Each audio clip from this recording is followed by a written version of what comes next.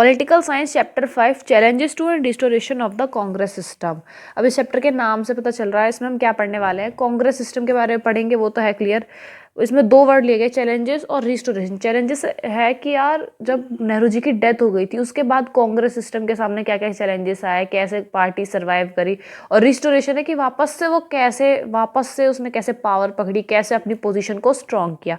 तो ये जो चैप्टर है बेसिकली उसके ऊपर है। नेहरू जी की डेथ के बाद वाला सीन इसमें चलेगा, तो वहीं से शुरुआत करते हैं। देखो पहले नेहरू जी, ये जो टोपी है ये मैंने नेहरू जी को डिनोट करने के लिए बनाई है। जवाहरलाल नेहरू जो थे हमारे प्राइम मिनिस्टर थे पहले, आफ्टर इंडिपेंडेंस 47 से हमारे प्राइम मिनिस्टर थे। उनकी डेथ हो जाती है मई 1964 में। मई 1964 में इनकी डेथ हो जाती है। एक साल से ये बीमार थे, और बीमार रहने के बाद इनकी फाइनली एक साल बाद डेथ हो जाती है मई 1964 में। अब एक एग्जाम्पल के थ्रू समझो।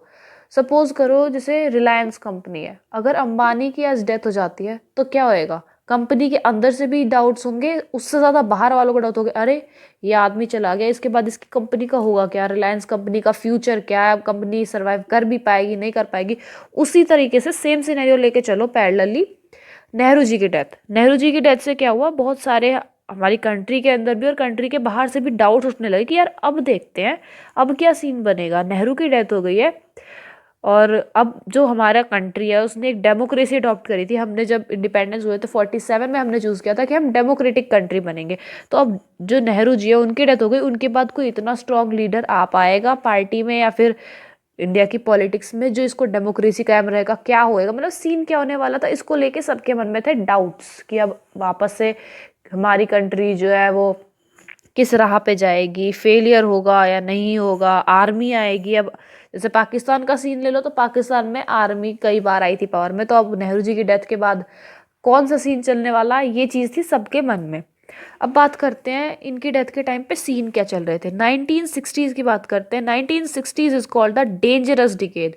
डेंजरस डिकेड का मतलब है खतरनाक दशक। दशक होता है 10 साल का ग्रुप, तो डिकेड का मतलब होता है 10 ईयर्स। तो खतरनाक दशक क्यों कहा गया है? 1960s में ऐसा क्या था? देखो 1960s में ऐसा क्या था, देखो याद करने के लिए, pick, poverty, inequality, community and regional disparities. इसका मतलब क्या है? देखो एक एक चीज़ को समझते हैं। उस टाइम पे, जिस टाइम पे नेहरू जी की डेथ हुई थी, कंट्री में बहुत ही गंदे हालात चल रहे थे। Poverty, P for poverty, poverty मतलब गरीबी थी, इनइक्वालिटी छाई हुई थी।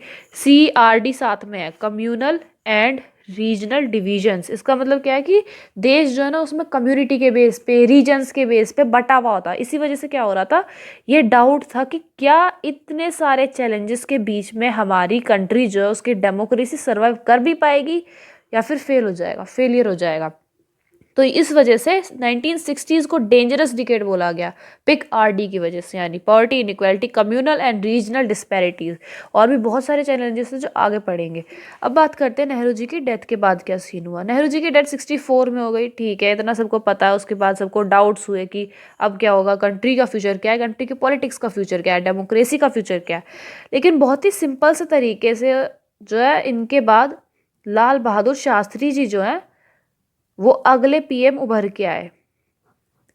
बीच में थोड़े टाइम के लिए गुलजारी लाल नंदा जी भी रहे थे, वो कुछ दिनों के लिए रहे थे। वो होता ना, हर कंट्री में एक मैकेनिज्म होता है कि अगर PM गुजर जाए तो उसके बाद कुछ टाइम के लिए डेप्यूटी के रूप में एक सीट होती है। तो उस टाइम पे ये आए थे, कुछ दिनों के लिए, चंद दिनों के लिए बने थे वो। तो हम कह सकते हैं कि नेहरू जी के बाद जो अगले प्राइम मिनिस्टर आए वो थे शास्त्री जी। और उस टाइम पे, जिस टाइम पे नेहरू जी की डेथ हुई, तो के कामराज, इनका नाम हम आगे 70 बार पढ़ लेंगे। के कामराज जो थे वो कांग्रेस पार्टी के प्रेसिडेंट थे, देश के नहीं, कांग्रेस पार्टी के प्रेसिडेंट थे। तो इन्होंने और बाकी पार्टी के जो कुछ मेंबर्स थे, एल्डर मेंबर्स थे, उनके साथ मिलके इन्होंने जो है ये निष्कर्ष निकाला, कंसल्ट किया, और सब ने मतलब यही इसी बात को माना कि हाँ यार, लाल बहादुर शास्त्री जी जो है अच्छे आदमी है, बढ़िया आदमी है, वो हमारे देश के अगले प्राइम मिनिस्टर बनने योग्य हैं। तो बहुत ही एनोनिमसली होता है, विदाउट एनी सीरियस कंपटीशन। तो बिना किसी खास तू मैं के लाल बहादुर शास्त्री जी आए। अब लाल बहादुर शास्त्री जी के बारे में कुछ बातें जानते हैं। पहली बात, शास्त्री जी जो थे ना वो बहुत ही नॉन कॉन्ट्रोवर्शियल लीडर थे। ऐसा नहीं था कि काफ़ी सारी कंट्रोवर्सी चल रही है। और उत्तर प्रदेश से थे, अच्छी बात है ना, उत्तर प्रदेश से थे। इसके अलावा लिखते रहते हैं, उत्तर प्रदेश से थे। उत्तर प्रदेश से थे तो उत्तर प्रदेश के कैबिनेट में भी ये मिनिस्टर रह चुके थे। इसके अलावा जनरल सेक्रेटरी भी रह चुके थे, जनरल सेक्रेटरी रहे थे कांग्रेस पार्टी के। इसके अलावा लाल बहादुर शास्त्री जी जो थे वो थे नेहरू जी के कैबिनेट में। कैबिनेट मिनिस्टर होता है, जैसे पीएम होता है ना, हम कहते हैं देश जो है देश चलाता है पीएम और उसकी कैबिनेट, कैबिनेट जो यूनियन मिनिस्टर्स होते हैं हर एक चीज़ के लिए। तो लाल बहादुर शास्त्री जी जो थे नेहरू जी के कैबिनेट में एज अ कैबिनेट मिनिस्टर यानी यूनियन मिनिस्टर भी थे। पहले ये मिनिस्टर रहे थे 1951 से लेके 56 तक। उसमें ये रेलवे मिनिस्टर रहे थे, लेकिन इन्होंने रिजाइन कर दिया था। क्यों किया था? वो इसलिए किया था क्योंकि बहुत सारा, क्या बोलते हैं, बहुत सारा तो नहीं, एक एक्सीडेंट हो गया था, रेलवे एक्सीडेंट हुआ था, तो उसकी मोरल रिस्पॉन्सिबिलिटी लेते हुए, हाँ, कि उसके लिए जिम्मेदारी उठाते हुए और एक्सेप्ट करते हुए इन्होंने उस पोजीशन से, रेलवे मिनिस्टर की पोजीशन से रिज़ाइन किया गया था। उसके बाद 1957 से लेकर 64 तक भी ये, यानी नेहरू जी की डेथ तक भी ये जो है यूनियन मिनिस्टर रहे थे। और जो इनका रेलवे वाला इंसिडेंट है वो इनके बारे में ये भी बताता है कि शास्त्री जो होते हैं वो ऐसे इंसान थे जो अपनी सिंप्लिसिटी के लिए जाने जाते हैं, बड़ी सीधे, है ना, और साफ टू द पॉइंट बात करने वाले, सिंपल तरीके से रहने वाले और सिद्धांतवादी, यानी कि प्रिंसिपल्स पे, मोरल्स पे अड़े रहने वाले इंसान थे। वो तो हमने देख लिया कि इन्होंने मोरल रिस्पॉन्सिबिलिटी उठाते हुए अपने पद से इस्तीफा दे दिया था। तो ये इस तरह के इंसान थे। अब जब ये शास्त्री जी आए, प्राइम मिनिस्टर बने 1964 में, तो मैंने आपको बताया 60s जो था उसको बोलते थे डेंजरस डिकेड।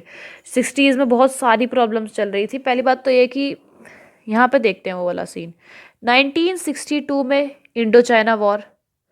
जब भी किसी कंट्री के साथ वॉर होती है तो क्या होता है, उस कंट्री के ऊपर कुछ इकोनॉमिक इम्प्लीकेशंस होती हैं कि लड़ाई की वजह से उसके ऊपर कुछ प्रभाव पड़ता है, बोझ की तरह पड़ता है, एक लॉस होता है कंट्री को। तो उससे अब कंट्री रिकवर कर ही रही थी, पूरे तरीके से कवर कर भी नहीं पाई थी।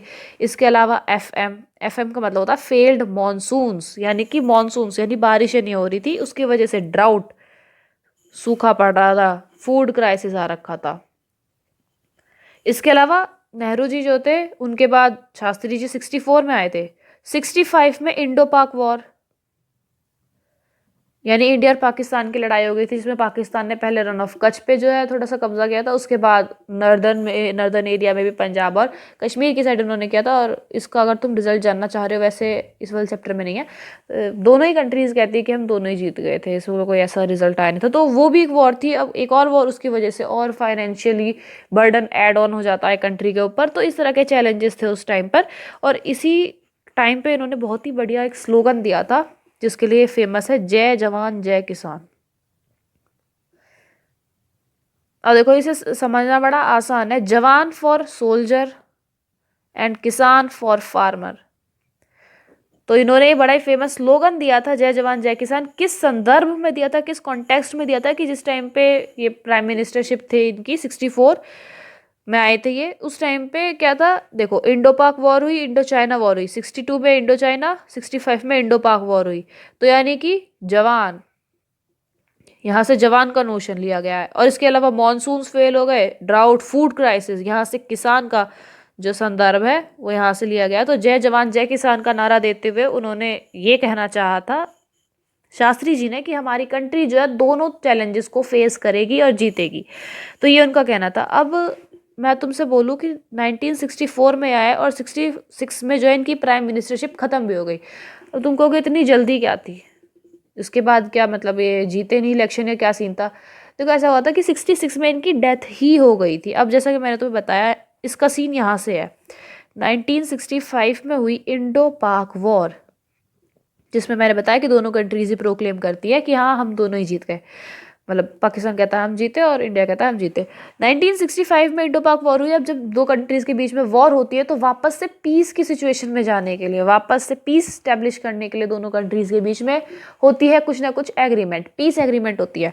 तो ऐसी हुआ 1966 में, 65 के बाद 66 में एक एग्रीमेंट साइन हुआ दोनों कंट्रीज के बीच में, ताशकेंत एग्रीमेंट। ताशकेंत जो है, ताशकेंत एग्रीमेंट इसलिए क्योंकि इस जगह पे हुआ, ताशकेंत जगह पे हुआ। ताशकेंत है उज्बेकिस्तान की कैपिटल। उज्बेकिस्तान की कैपिटल ताशकेंत में दोनों लीडर्स ने, दोनों कंट्रीज के लीडर्स ने ये साइन किया। इंडिया और पाकिस्तान, इंडिया से अपने प्राइम मिनिस्टर लाल बहादुर शास्त्री जी थे और पाक से थे मोहम्मद अयूब खान। इन दोनों के बीच में ताशकंद एग्रीमेंट साइन किया गया था 10 जनवरी को। और दोस्तों गौरतलब की बात यह है कि 11 जनवरी को, यानी जैसे 10 जनवरी को आज सुबह को साइन हुआ है, दोपहर को साइन हुआ है, आज की डेट में 10 तारीख को, तो रात को 2-2:30 बजे के करीब इनकी डेथ हुई थी। और इनकी डेथ काफ़ी मिस्टीरियस बताई जाती है, मतलब इनकी फैमिली को बिल्कुल भी यकीन नहीं है कि इनको, मतलब बताया तो जाता कि कार्डियो अरेस्ट था, ये भी बुक में नहीं है, बताया तो जाता कि कार्डियो अरेस्ट था यानी कि हार्ट अटैक, लेकिन इनकी फैमिली ये बात मानने को बिल्कुल भी राजी नहीं है। और वो कहते हैं कि काफ़ी सारी ऐसी सस्पिशियस चीज़ें हुई थी जिसकी वजह से शास्त्री जी की डेथ को नेचुरल नहीं माना जाता है। ऐसा माना जाता है कि उन्हें किसी ने जहर दिया था, कुछ ऐसा सीन था, और इसके ऊपर बहुत सारी वीडियोस डली हुई हैं। तो ये चीज़ थी। इसी के साथ 1966 में उनकी प्राइम मिनिस्टरशिप जो है ख़त्म हो जाती है शास्त्री जी की। अब बात आती है कि शास्त्री जी के बाद कौन। 64 में नेहरू जी की डेथ, 66 में शास्त्री जी की डेथ। अब क्या होता है, कांग्रेस पार्टी के सामने फिर से ये चैलेंज आता है कि इस बारी कौन प्राइम मिनिस्टर की पोस्ट पे आएगा। पिछली बार क्या था कि अनैनिमसली, यानी कि बिना किसी वाद विवाद के शास्त्री जी को चूज कर लिया गया था प्राइम मिनिस्टरशिप के लिए। लेकिन इस बार मैदान में 2 खिलाड़ी होते हैं, इंदिरा गांधी और दूसरे मोरारजी देसाई। ये 2 लीडर्स होते हैं, इनके बीच में कंपटीशन होता है कि या तो ये या फिर ये, इन दोनों में से कोई तो हमारा प्राइम मिनिस्टर बनेगा। इसको सॉल्व कैसे करते हैं, कांग्रेस पार्टी में ही आपस में एक सीक्रेट बैलेट होता है, यानी सीक्रेट वोटिंग होती है, जिसमें 2/3 से भी ज़्यादा लोग, 2/3 से भी ज़्यादा जो पार्टी के मेंबर्स हैं वो इंदिरा गांधी के पक्ष में वोट करते हैं, और इंदिरा गांधी बनती है हमारे देश की नेक्स्ट प्राइम मिनिस्टर। पहले इन दोनों के बारे में थोड़ा बहुत जानना ज़रूरी है। मोरारजी देसाई के बारे में जानते हैं, एमडी के बारे में जानते हैं। मोरारजी देसाई जो थे वो बॉम्बे स्टेट के सीएम रह चुके थे और काफ़ी जाने माने नेता थे। काफ़ी इन्होंने, क्या नाम है, पहचान थी इनकी, जैसे कहते हैं ना, सीनियर लीडर्स में थे और देश के जाने माने मंत्रियों में इनका भी नाम था। इसके अलावा एज अ सेंट्रल मिनिस्टर भी इन्होंने सर्व किया हुआ था, सेंट्रल मिनिस्टर भी इन्होंने सर्व किया हुआ था। बात करते हैं इंदिरा गांधी जी के बारे में। इंदिरा गांधी जो थी, पहला पॉइंट, जवाहरलाल नेहरू की बेटी थी, डॉटर ऑफ जवाहरलाल नेहरू। दूसरी चीज, कांग्रेस प्रेसिडेंट रह चुकी थी, 58 में रही थी कांग्रेस प्रेसिडेंट इन 1958। 1958 में इंदिरा गांधी कांग्रेस की प्रेसिडेंट रह चुकी थी। इसके अलावा बहादुर शास्त्री जी के कैबिनेट में ये भी यूनियन मिनिस्टर थी। जैसे शास्त्री जी जवाहरलाल नेहरू के कैबिनेट में मिनिस्टर थे, वैसे ही शास्त्री जी के कैबिनेट में इंदिरा गांधी जो थी वो एक यूनियन मिनिस्टर थी, union ministry for information, union minister for information थी ये शास्त्री जी के कैबिनेट में। और एज अ यंग पार्टी को वर्कर थी, इन्होंने भाग लिया था हमारे स्वतंत्रता संग्राम में। और उसके बाद ये 66 में पावर में आई जब शास्त्री जी की डेथ हो गई और फिर पीएम चूज करा जाना था।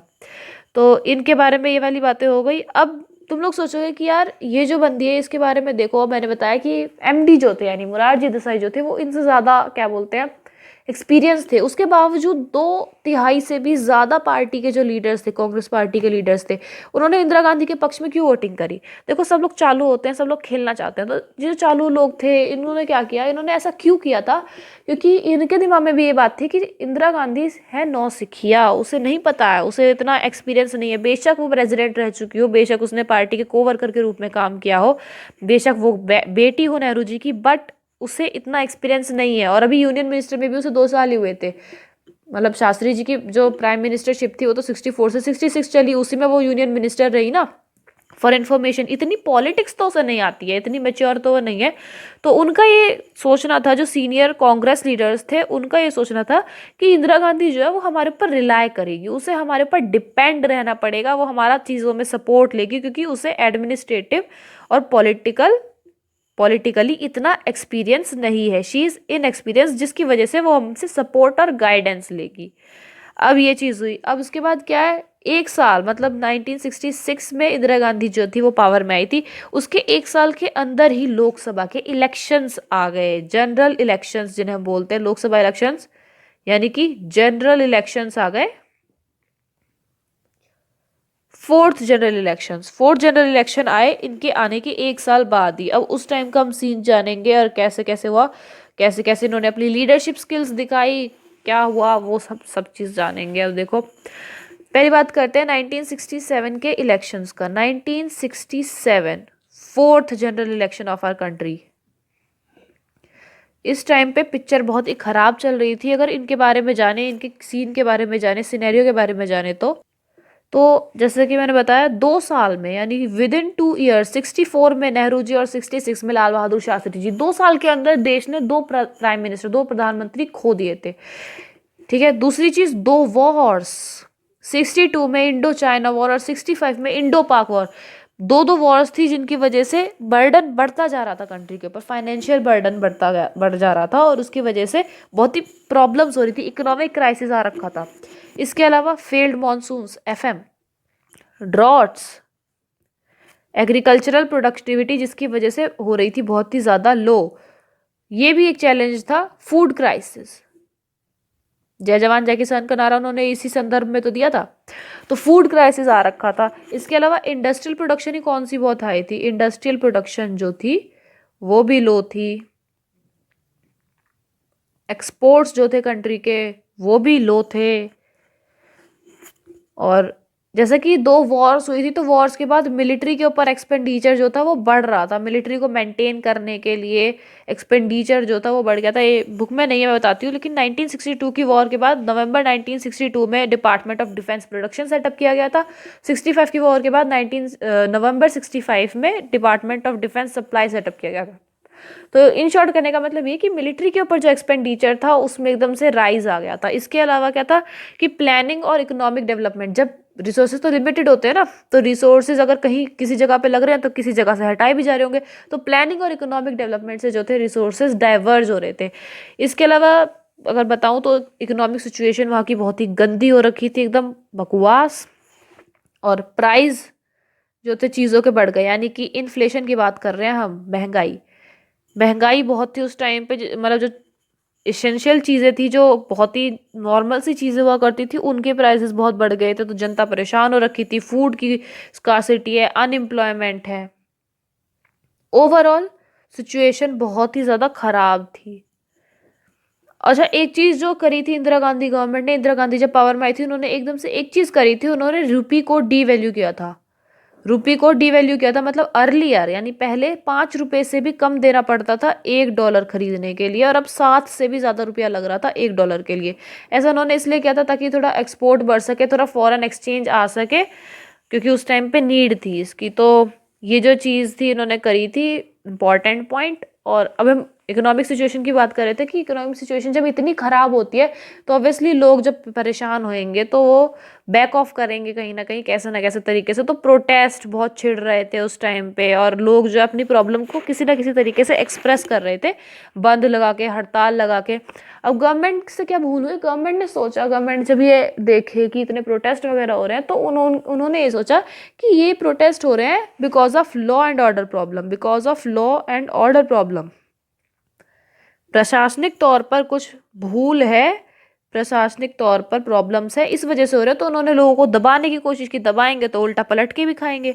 तो उन्होंने ये नहीं देखा कि पीपल जो है वो अपने प्रॉब्लम्स को एक्सप्रेस कर रहे हैं इस तरीके से, उन्होंने इस तरीके से नहीं देखा। उन्होंने देखा कि ये लॉ एंड ऑर्डर प्रॉब्लम है, इसकी वजह से पब्लिक के और एडमिनिस्ट्रेशन के बीच में प्रॉब्लम्स जो है, बिटरनेस, कड़वाहट जो है वो बढ़ गई। अब पॉलिटिकल बात कर रहे हैं हम, हो ही नहीं सकता कि पॉलिटिकल पावर या पॉलिटिक्स गंदी वाली यहाँ पे ना आए। तो जिस टाइम पे कंट्री की हालत इतनी ख़राब थी तो पॉलिटिकल पार्टीज भी क्यों पीछे रहे, उनको पहली बार मौका दिख रहा था कि यार इस टाइम पे अगर हम चाहें तो इसी टाइम पे पावर में आ सकते हैं। तो जितनी भी कम्युनिस्ट और सोशलिस्ट पार्टीज थी उन्होंने खूब सारे स्ट्रगल्स लॉन्च किए कि हमें इक्वालिटी चाहिए, ये चाहिए, फलाना ढिमकाना। और कम्युनिस्ट पार्टी ऑफ मार्क्सिस्ट, उन्होंने तो अलग ही सीन किए थे। जो नक्सलाइट मूवमेंट, जो आज तक नक्सलवाद वगैरह हम लोग चीज़ पढ़ते हैं, वो चीज़ उन्होंने उस टाइम के अराउंड ही लॉन्च की थी। वो आगे और अगले चैप्टर्स में है। तो मतलब कहने का मतलब ये है कि स्ट्रगल वगैरह करवाने में कहीं पे भी पॉलिटिकल पार्टीज पीछे नहीं थी, वो भी पूरा पूरा फायदा उठा रही थी कि जहां हमें मौका मिल रहा है हम तो करवाएंगे, लोगों को इकट्ठा करेंगे, पीजेंट्स को इकट्ठा करेंगे, क्योंकि उस टाइम पे सिचुएशन खराब चल ही रही है, लोग गुस्से में है ही। उस गुस्से का फायदा हम कैसे ना उठाया, तो हो ही नहीं सकता, पॉलिटिकल लीडर्स हैं हम तो उन्होंने क्या किया, उसको आर्म्ड कर दिया, उस जो उनका रिबेलियन था उसको हथियारवादी रिबेलियन में इन्होंने कन्वर्ट करने की पूरी कोशिश की। तो ये तरीका था उस टाइम पे, ये पूरा सीन चला था, पिक्चर का जो बैकग्राउंड चल रहा है वो ये चल रहा है 1967 में, जब 4th जनरल इलेक्शन होने थे। इसके अलावा जो एक बहुत ही तकड़ी चीज़ इस टाइम पे आई है, जो इस वीडियो का लास्ट टॉपिक है, वो है नॉन कांग्रेसिज्म। नॉन कांग्रेसिज्म क्या होता है? देखो उस टाइम पे क्या हुआ, जिस टाइम पे इतनी सारी चीजें हो रही थी, उस टाइम पे पार्टीज ने एक चीज रियलाइज करी, जो अपोजिशन पार्टीज थी, कांग्रेस से अपोजिशन पार्टीज जो थी, उन्होंने ये रियलाइज करी, जैसे मैं तुम्हें बता रही हूँ कि उन्होंने कसर तो कोई छोड़ी नहीं थी कि पॉलिटिकल पार्ट वो पब्लिक को इकट्ठा करके प्रोटेस्ट मचाने में और गवर्नमेंट को अलग अलग तरीके से प्रेशराइज करने में। इसके अलावा उन्होंने ये देखा कि हम लोग जो है, हम लोग अलग अलग रहते हैं, इसकी वजह से वोट्स भी डिवाइड हो जाते हैं। इन्होंने ये देखा कि अगर हम लोग सब साथ में आके लड़ें तो ये जो हमारे वोट्स का डिवीजन है ये नहीं होगा, और एटलीस्ट हम कांग्रेस के खिलाफ लड़ पाएंगे। यानी इन्होंने वो वाली स्ट्रेटेजी होती है ना, दुश्मन का दुश्मन दोस्त होता है, वो वाली चीज़ करी कि हम सब लोग जो है, हमारे में थोड़े थोड़े वोट तो हमें मिलते ही है, अगर हम साथ में आ जाए तो हो सकता है कि हम कांग्रेस के खिलाफ लड़े। तो इसका मतलब क्या है, ये पार्टीज जिनकी ना अकल मिलती है ना शक्ल, अकल मिलती है ना शक्ल का मतलब क्या है कि ना इनकी आइडियोलॉजी मिल रही है, मतलब डिफरेंट डिफरेंट आइडियोलॉजी में, जैसे सोशलिस्ट पार्टी है, कम्युनिस्ट पार्टी है, जनसंघ है, ये है वो है, सबकी कुछ ना कुछ आइडियोलॉजी, एक एजेंडा होता है। अब इनके एजेंडा मिल रहे हैं नहीं मिल रहे हैं, चाहे इनके प्रोग्राम्स एक दूसरे से बिल्कुल डिफरेंट है, कोई फर्क नहीं पड़ता, हमें सिर्फ और सिर्फ क्या करना है, हमें सिर्फ और सिर्फ एंटी कांग्रेस पार्टी बनानी है, हमें एंटी कांग्रेस फ्रंट्स तैयार करने हैं। जी हाँ, ये वही टाइम था 1967 का जब कोलिशन गवर्नमेंट नाम की चीज़ पिक्चर में आई थी। कोलिशन गवर्नमेंट की एंट्री हुई थी हमारी पॉलिटिक्स में। कोलिशन गवर्नमेंट क्या होता है कि जब कई सारी पार्टीज आके जो है एक साथ एक, मतलब एक अम्ब्रेला ऑर्गेनाइजेशन से बना लेते हैं और उसके तहत मिलजुल कर एक सरकार खड़ी करते हैं, जिसके बारे में आगे भी डिस्कशन होगा। तो इन्होंने ये क्या, इन्होंने अलग अलग आइडियोलॉजी वाली ये जो बहुत ही होशियार पार्टीज थी, इन्होंने एंटी कांग्रेस फ्रंट्स बनाने तैयार कर दिए कुछ स्टेट्स में, और बाकियों में इन्होंने आपस में सेटिंग कर ली कि हम लोग कैसे कैसे इलेक्टोरल एडजस्टमेंट्स इस तरीके से होंगे कि हम लोग सीट शेयर कर लिया करेंगे। तो इन्होंने ऐसा किया, इन्होंने ये महसूस किया कि यार पॉलिटिक्स में ऐसा पहली बार हुआ है कि कांग्रेस पार्टी जो है इसमें वीक है। इंदिरा गांधी की बात करो, इनएक्सपीरियंस है, नौसिखिया है, उसे इतनी क्या नाम है एक्सपीरियंस नहीं है, समझ नहीं है। इसके अलावा उसने भी महसूस किया कि इस टाइम पे देखो, नेहरू जी के बाद मुरारजी और इंदिरा में थोड़ा कंपटीशन सा भी रहा है, तो इस समय कांग्रेस जो है इंटरनली भी थोड़ी सी उसके चांसेस है कि हाँ वो फैक्शनलाइज हो जाएगी। इसी को उन्होंने कहा कि या तो अभी मौका है, हथौड़ा, वो कौन सा होता है, हथौड़ा गरम है लोहा गरम है, लोहा गरम है, हथौड़ा मारने का यही वाला मौका है। अब इस टाइम पे जब भी हम नॉन कांग्रेसिज्म की स्ट्रेटजी पढ़ेंगे तो हमें एक नाम याद रखना है, दैट इज राम मनोहर लोहिया। राम मनोहर लोहिया साहब के बारे में बात करें तो ये सोशलिस्ट लीडर थे और फ्रीडम फाइटर भी रहे थे, और इन्होंने कांग्रेस सोशलिस्ट पार्टी की स्थापना करी थी। बाद में पार्टी स्प्लिट हो गई थी तो इन्होंने सोशलिस्ट पार्टी बना ली थी, बाद में संयुक्त सोशलिस्ट पार्टी बना ली थी, मतलब सोशलिस्ट वर्ड याद रखना इनके संदर्भ में। और मेंबर रहे थे लोकसभा के ये 1963 से लेके 67 के बीच में। और इन्होंने दो एडिटर जनरल खोले थे, मतलब मैनकाइंड और जन नाम के इनके दो एडिटर्स थे, मतलब वो क्या बोलते हैं उन्हें, अखबार टाइप्स। और इन्होंने नॉन यूरोपियन सोशलिस्ट थ्योरी दी थी, और एज अ पॉलिटिकल लीडर इन्होंने कई बार, जैसे था ना नेहरू जी के खिलाफ इन्होंने तर्क वितर्क दिए थे, मतलब जाने जाते थे उस चीज़ के लिए कि नेहरू जी के खिलाफ किस तरीके से तर्क वितर्क दिया करते थे, एकदम बेहतरीन तरीके से। और इन्होंने ये जो सीन बताया था मैंने तुम्हें, ये जो इनकी चालाकी थी, होशियारी थी, इसका नाम नॉन कांग्रेसिज्म है। नॉन कांग्रेसिज्म मीन्स कि different different parties with different different ideology and agenda come together to form anti Congress fronts. This strategy, ये जो इनकी स्ट्रेटजी थी, ये जो इनकी योजना थी, इसे नॉन कांग्रेसिज्म कहा गया है। और ये जो नॉन कांग्रेसिज्म है, इसका नामकरण राम मनोहर लोहिया जी ने किया, यानी इन्होंने ये नाम दिया, इस स्ट्रेटजी को नाम देने वाले राम मनोहर लोहिया जी थे, इसलिए इनका नाम इसमें हमने शामिल किया। और एक चीज़ रह गई इनके बारे में कि ये बैकवर्ड क्लासेस के लिए रिजर्वेशन वगैरह को सपोर्ट करते थे और इंग्लिश के अपोज थे, मतलब इंग्लिश को अपोज किया करते थे कि हिंदी बोला करो यार, मैं भी यही कह रही हूँ, हिंदी बोला करो। हाँ, तो इन्होंने एक ये जो नामकरण किया था स्ट्रेटजी का नॉन कांग्रेसिज्म, इसके अलावा इन्होंने नॉन कांग्रेसिज्म की जो स्ट्रेटजी थी उसके डिफेंस में एक आर्ग्यूमेंट दिया था। वो आर्ग्यूमेंट क्या था? बहुत ही सिंपल टू अंडरस्टैंड आर्ग्यूमेंट। इन्होंने बोला कि कांग्रेस का रूल अनडेमोक्रेटिक है और कंट्री के पीपल जो हैं, यानी जो उनके पुअर पीपल है, कंट्री के जो पुअर पीपल हैं,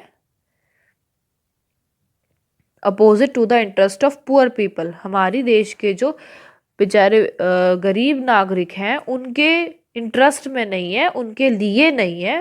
कांग्रेस का रूल जो है अनडेमोक्रेटिक है और प्रो पुअर नहीं है, यानी फॉर पुअर नहीं है। इसीलिए यानी कि देयरफॉर साथ में आना इन होशियार पार्टीज का, ताकि इन नॉन कांग्रेस पार्टीज का साथ में आना नेसेसरी है, ताकि डेमोक्रेसी को रिक्लेम किया जा सके, ताकि वापस से डेमोक्रेसी स्थापित की जा सके। तो इन्होंने जो आर्ग्यूमेंट पेश किया था नॉन कांग्रेसिज्म थ्योरी के लिए, उसके लिए उसमें इन्होंने इतनी सी बात बोली थी कि कांग्रेस का रूल जो है ना अनडेमोक्रेटिक होता जा रहा, बकवास होता जा रहा, लोगों से उन्हें कोई मतलब नहीं है, तो इसीलिए हम लोग सब साथ में आ रहे हैं ताकि हम लोग लोगों के लिए डेमोक्रेसी स्थापित कर सके। अभी इतना ही, और बाकी आगे की कहानी नेक्स्ट वीडियो में।